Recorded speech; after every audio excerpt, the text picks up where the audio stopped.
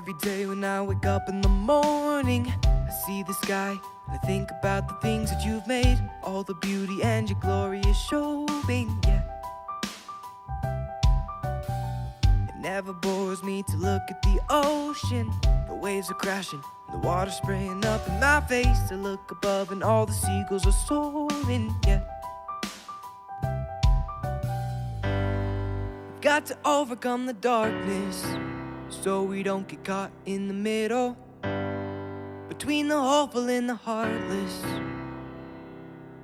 So, hello, good day, good morning, I just can't stop smiling, because today is a brand new day, and all the darkness and the pain is just fading behind me. Oh Lord, what a beautiful day.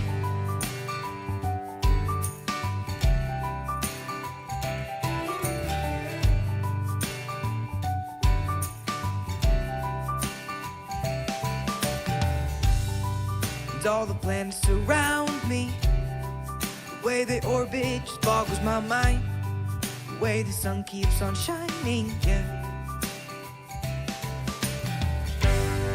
We got to overcome the darkness so we don't get caught in the middle, between the hopeful and the heartless. So, hello, good day, good morning, I just can't stop smiling, because today is a brand new day, and all the darkness and the pain is just fading behind me. Oh Lord, what a beautiful day.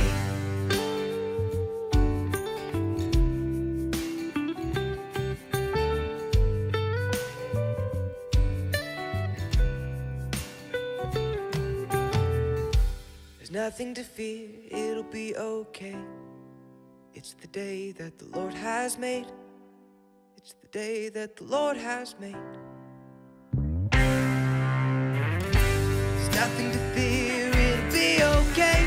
It'll be okay. It's the day that the Lord has made. That the Lord has made. It's the day that the Lord has made.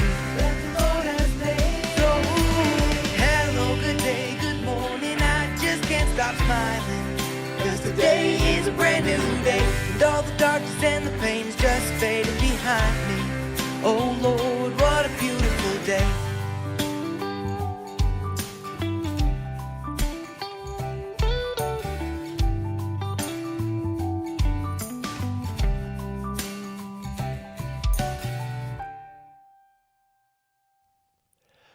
Good day, ladies and gentlemen. Welcome to Live with Doug. We are thinking through God's Word together, especially, or specifically, the book of Romans. So glad you're along for that. Hey, Edgar. Good morning, Lewis. Good morning, Caitlin. Hey, Juan and Ron and Ken. Great to have all of you with us. So I just got to say, at the start here, as I hear from you and see your comments, I am so encouraged that y'all are willing to check your presuppositions at the door and let the text say what it says. That's where we have to be, isn't it?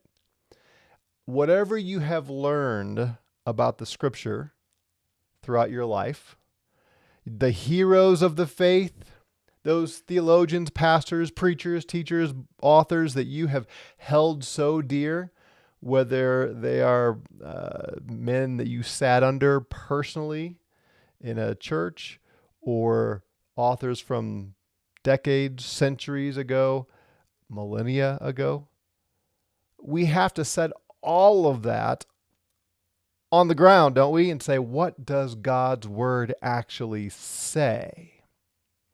And we always have to be on guard against taking what we think we know is true and importing it to whatever text we're studying, and now forcing this text that may not say what we think it says to fit our preconceived notions. And I'm just encouraged. I hear from you. I see your comments, and I can tell y'all want to believe the word as written, the word of God as written, as opposed to the words of men. So that's just fantastic. And we're going to need to continue to have that mindset as we go through the book of Romans, because frankly, it's a favorite book. It's a popular book. It's one that Christians love. And I find that we don't always read what's there. We read through our theological filter. I'll tell you the thing that forced me to look at the text itself was when I studied Greek. Because when you learn Greek and then you have to translate from the Greek, now you're forced to choose an English term that corresponds to the Greek term and try to make sense of the context. Because anytime you're translating, there are a variety of English words that would fit, but your presuppositions are exposed when you translate from the original language. So that's one of the reasons I'm pointing these things out to you as we go, because these are all things that I thought I knew, and then I stuck to the text in the Greek and realized, oh, that's not exactly what it says. Ken says, Romans makes so much more sense with the context in mind. The Judaizers, I can see why Paul is writing what he does. Yeah, excellent. That's what we're after here. All right, so we're in this crucial section of chapter 1, and I want to draw your attention to little words because they're so important. If you don't use a good literal translation, you miss something here. The word for, F-O-R, is very important among these verses. So he says, for my part, and that could be translated according to me, so that for is not so important, but Paul says, for my part, I am eager to preach the gospel to you also who are in Rome. Remember that? He's eager, he is willing, he is desiring to go to Rome and preach the gospel there. Why? For. Now he's giving an explanation of that statement. If your translation does not have the word for here at the beginning, you probably should find a new translation, because he is developing an argument here. Here is why I'm eager to preach to you, for I'm not ashamed of the gospel. And we talked about last week why he might be ashamed of the gospel. I'm not ashamed of the gospel. Why, Paul? Why are you not ashamed of the gospel? For. He's explaining why he's not ashamed of the gospel. For it, the gospel, the gospel is the power of God for salvation to everyone who believes, to the Jew first and also to the Greek. That's why he's not ashamed, because it's the power of salvation. It's God's power for salvation to everyone who believes. Jews, if they believe it, Gentiles or Greeks, if they believe it, I am eager to come to Rome to preach to you, because it's the power of God for salvation. The gospel is. For. Now he's explaining why the gospel is the power of God for salvation to everyone who believes. For in it, in the gospel, the righteousness of God is revealed from faith to faith, as it is written, but the righteous man shall live by faith. For the wrath of God is revealed from heaven against all ungodliness and unrighteousness of men who suppress the truth in unrighteousness. Another for clause here. He is continuing to develop this argument. I'm eager to preach the gospel because I'm not ashamed of it, because it is the power of God for salvation, because in it the righteousness of God is revealed, because the wrath of God is revealed. These are all connected. So if we're going to understand what Paul means, we have to follow the argument. All right. So last week I left you with kind of this question, this something to ponder. What is the righteousness of God that is revealed in the gospel? And I told you that the wording kind of lends itself to two interpretations. It could mean God's righteousness that he gives to the believer. This would be the justification by faith idea, the Reformed view there, and biblical view. And the other would be God's righteousness in the sense of his inherent righteousness, which would include his just judgment and condemnation on the wicked. And I ask you, what fits the context better? Now, one person commented and quoted a verse later on in chapter 3 and said, it's God's righteousness that he gives. It's justification by faith. And I responded to him, and I don't think I've seen a reply back to my response. The very verse that he quotes says that God is just, not that God gives righteousness.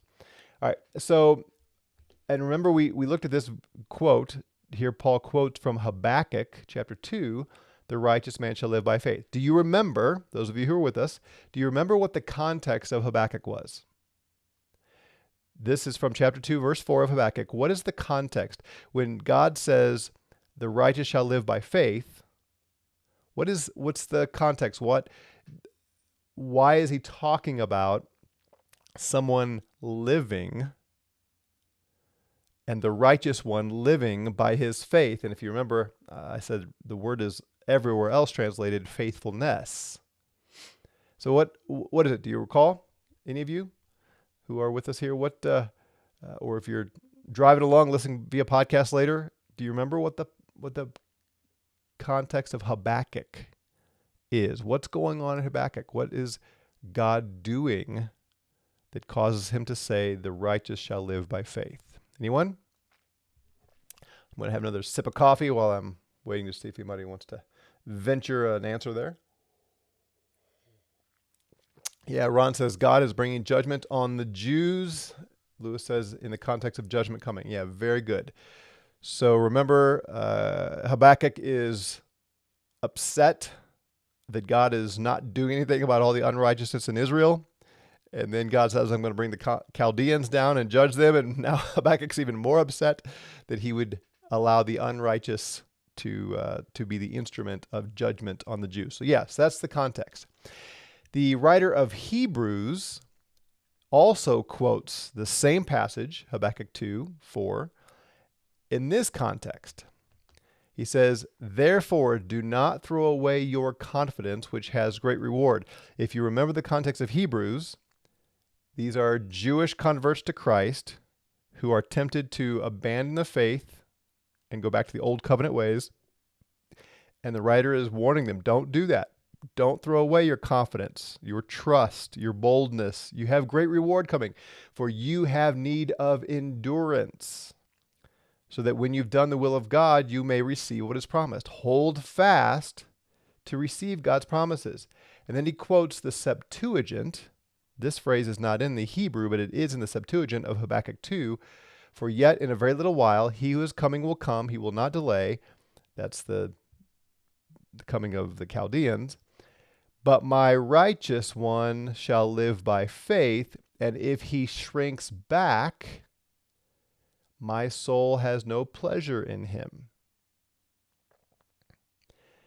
So the warning in Habakkuk in the Septuagint is, don't shrink back, stand firm, live by trusting the Lord and being faithful to the Lord. The righteous one will live if he does this. And he says, we are not of those who shrink back, but those who have faith to the preserving of the soul. So the context of Habakkuk is stand firm in the midst of the coming judgment by trusting the Lord, being faithful to the Lord. And God says, my righteous one by faith or faithfulness will live. So the context is judgment. What's the context of Romans 1? Look at verse 18. For the wrath of God is revealed from heaven. So however you interpret the righteousness of God, it has to fit the context of the wrath of God being revealed. So here we have twice now this word revealed. And I pointed this out last week, but it's worth repeating. The traditional justification by faith, sola fide view of Reformed theology that sees this as the righteousness of God given to the believer, I at least have to point out that the wording is not here. It doesn't say For in the gospel, the righteousness of God is given out of faith. It says it is revealed out of faith or from faith. It's a subtle difference, but again, we want to be true to the wording here. What does it mean to be revealed? It is something that was hidden that's now made known. Now, it's not quite the same thing as the word mystery, although it's related. Mystery is something that was hidden that's now been revealed. Revealed is the unknown, the uncovered part. It's literally the word hiding with the prefix from attached to it. This word is from hiding, something that is now been disclosed. It's been put on display. Maybe you have seen the fad in the last I don't know, several years, gender reveal parties, right? Where a couple, they know what the sex of their baby is, and they want to let all their friends and family know, so they have a gender reveal where it's hidden from everybody else, and then they'll have the cake that's either blue on the inside or pink, or some other way of revealing, of taking this thing that was hidden from the rest and revealing it, making it known to all the rest. That's the word that is being used here. The righteousness of God is made known. It is made manifest. It is put on display in the gospel. So does that change your interpretation of what the righteousness of God is here? In the gospel, what aspect of God's righteousness is put on display? Is it his gift of righteousness to the believer, or is it his judgment on the wicked? The context of Habakuk is living, standing. I'm going to keep the word living here. That's what he says. The righteous shall live through the judgment that's coming. And again, notice the context of Romans 1 here. For the wrath of God is revealed. It's the same word. Is revealed. Revealed. It's uncovered. And notice the tense. Is this past tense? Is it future tense? For the wrath of God will be revealed from heaven. So you will stand before God righteous, justification by faith alone, when the wrath of God will be revealed on Judgment Day. Is that what it says? What tense is this? It's present tense, isn't it? Present tense. Continuous ongoing action. That's what the present tense conveys in the Greek. The wrath of God is now being put on display. It is now being made known from heaven against all ungodliness and righteousness. Have you ever noticed that before? Present tense here, not future tense. Isn't that interesting? Just as God's judgment was going to come on the Jews in Habakkuk's day, and he says it's not going to delay. He's right around the corner. I'm bringing the Chaldeans down soon. This is not some far off thing, and it's certainly not Judgment Day as we think of it. But this is something happening in time and space and history that is right knocking on the door in Habakkuk's day. And here Paul says, I'm eager to preach the gospel to you in Rome because it is the power of God for salvation. And I asked the question last week, saved from what? It's the power of God for salvation for all who believe, because in the gospel, God's righteousness is made known out of faith to faith, just as is written, Habakkuk, for the wrath of God is currently revealed from heaven. Isn't that interesting? For Paul here, There's nothing in this context that is pointing toward a future day of judgment. Tracking with me? So we've got to interpret the righteousness of God that's being revealed here in some way in the same context as God's wrath being revealed in his day. Now, before you go too far with this, I'm just trying to force you to wrestle with the terminology here. But this opening line, these first, 1:16 through 18, is part of a larger context. So really what I'm trying to get you to do is not come down hard and fast on a meaning or a definition of righteousness of God. But I kind of wanted to dislodge you from a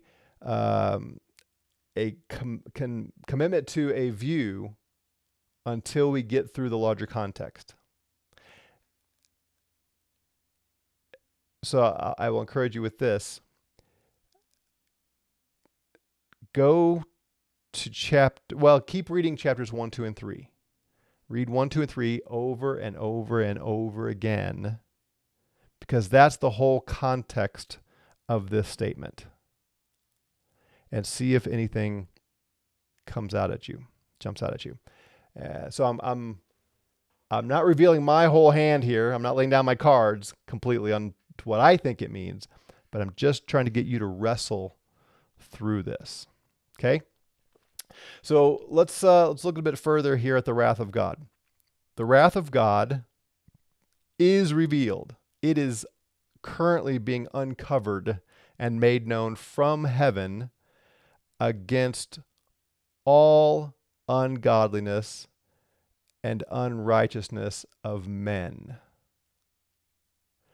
Paul's saying, as he's writing to the Romans, that God is putting his wrath on display from heaven against men who suppress the truth in unrighteousness.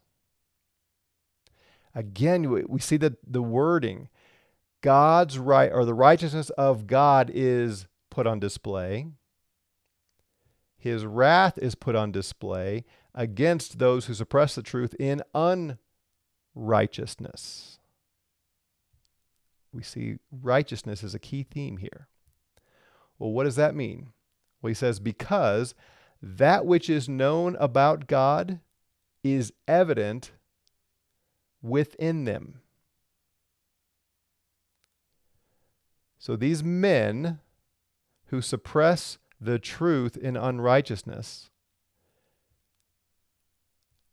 they do that because that which is known about God is evident, and that makes God angry. So they suppress truth because of unrighteousness. That provokes God to pour out his wrath. Do you see how this is all present tense for Paul?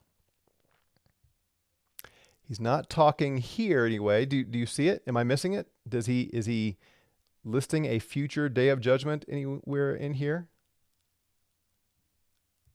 I don't see it. This seems to have a little more present tense for him. All right, I see a few comments here. Let me see if there's anything I want to address.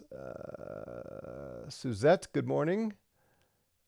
Mark Summer says, Babylonians trusting in their own strength. Was that an answer to the question of the context of Habakuk? Yeah, it wasn't the Babylonians. It was the Jews he was talking to.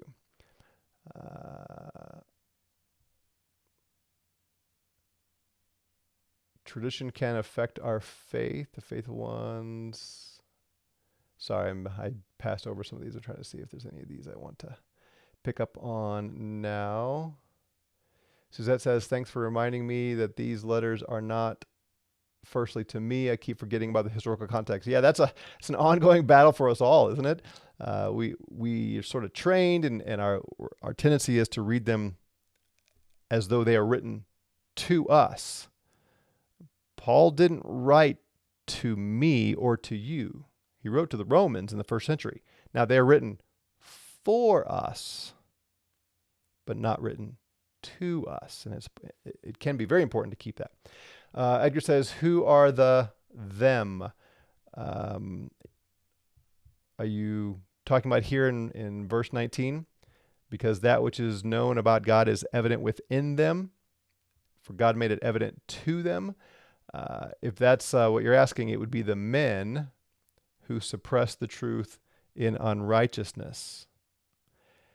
And if you're asking not grammatically, but who's he speaking of, we will see that as we walk through this tomorrow and catch more of what he's getting at. All right, so our time is running out. I wanted you to wrestle with the context of Habakkuk and Romans here as you think about God's righteousness. Because again, any of us from a Reformed background, we read this and we think immediately justification. God declares you righteous.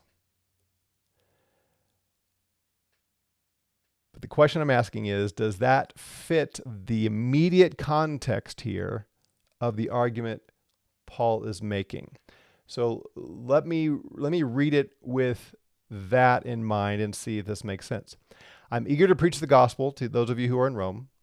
I'm not ashamed of the gospel, for it is the power of God for everyone who believes, power of God for salvation to everyone who believes, to the Jew first and also to the Greek. For in it, the sinner is justified from faith. Just as it is written, the righteous man will be justified by faith. For the wrath of God is revealed from heaven against all ungodliness and unrighteousness of men who suppress the truth in unrighteousness, because that which is known about God is evident within them, for God made it evident to them. If that's what he's getting at, then, correct me if I'm wrong here, God's wrath that he is currently revealing on mankind, and I suppose the question is, what does that look like? But this isn't Judgment Day. At least I don't see anything here yet about Judgment Day. So how does that fit that you're justified by faith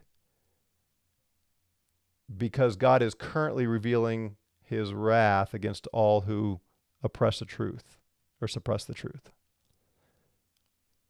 Or the other way, I'm eager to preach the gospel because it's the power of God for salvation, for in it God's righteous justice is revealed from faith, but the righteous man shall live by faith, for the wrath of God is revealed. Wrestle with that. Think about that. All right, let me catch this real quick. Jason says, hi, Doug. Been following this live stream for a while. Been blessed. I have a question that needs answering regarding John Riesinger.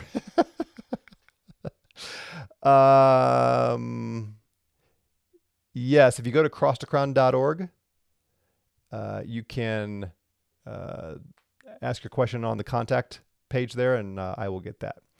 Lewis says, God's justice revealed those who remain steadfast versus judgment on the wicked, and that everyone is condemned whether they had written law or not. Okay, maybe. Mark says, sorry, I couldn't respond right away. The contrast is between the Babylonian that trusted in his own strength versus the righteous that trusts in the Lord. Except I don't think Habakkuk is, I think the Babylonian, the Chaldeans are used as God's instruments, but I think the righteous versus the proud there are Jews in the context. That's how I see it anyway. All right, time is up. We're going to leave it there for now. We will come back tomorrow and continue working through the wrath of God being revealed and see if we can get toward an answer. And I believe the answer lies in chapter 3. So we're going to keep working our way through this. And then when we get to chapter 3, we'll come back and I'll tell you what I think it means. Or maybe tomorrow I'll tell you what I think it means to see if I can establish that as we go. I don't know. I'll give that some thought. Either way, keep reading, keep studying, and we will look at this more tomorrow. Take care.